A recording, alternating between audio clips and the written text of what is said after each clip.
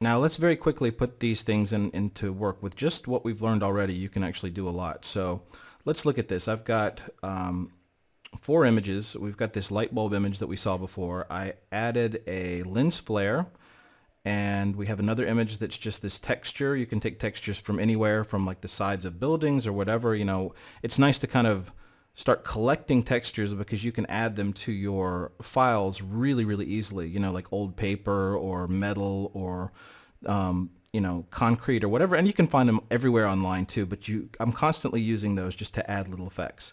And now the final one is this cool little swervy thing. These are all just stock photos from various places that, you know, once you work as a graphic designer, you just get memberships at different places. I think this is Dollar Photo Club that I use a lot. And then there's freeimages.com or .org. But anyway, there's just do a Google search for free stock images that have no attribution. Okay, that's important. Okay, now let's say, for example, I want to take this image of the lens flare and only have the white parts go on top. I want to have it look like it's coming from this light. Let me click on this guy. And how do we do that? If you can remember, think for 1 second, how would you make just the white parts of this image go through? All right, if you said the screen mode in the blending modes, you would be absolutely correct. So let's move this down. And I'm just, you know, clicking on the layer with the select tool, this guy right here, just clicking on it and moving it around. And I'm going to put it kind of over this image. I don't want to put it in the middle because that just looks a little, you know, it doesn't look right. So I'm going to move it over to the side and make it look like this light bulb is glowing a little bit. Okay.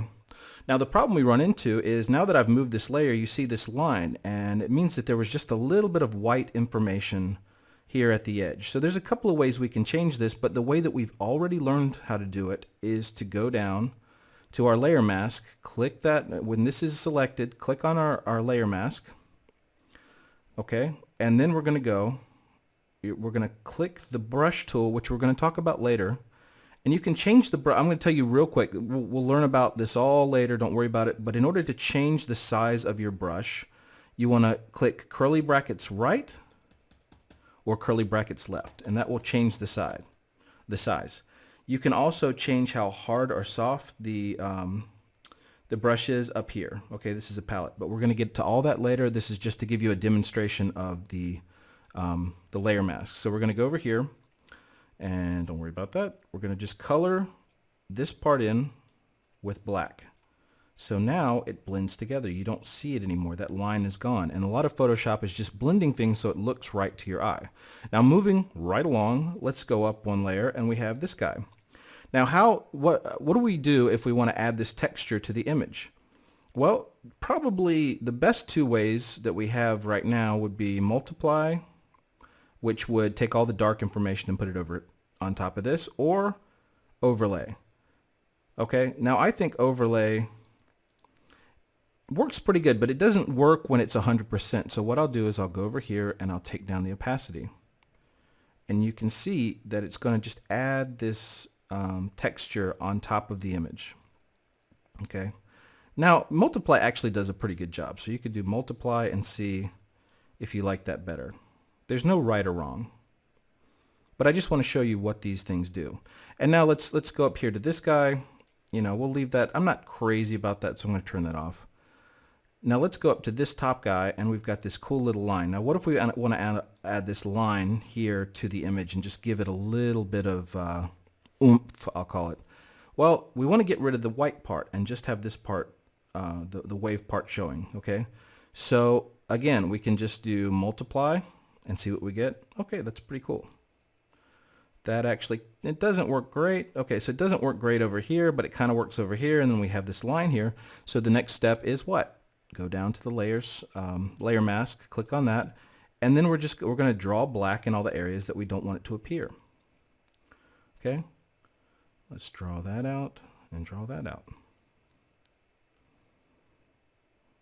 Okay.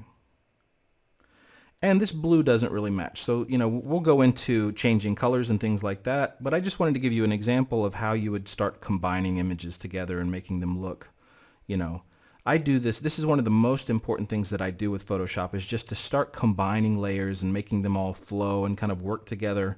And as you can see now, okay, all of these elements are coming together. You've got this lens flare.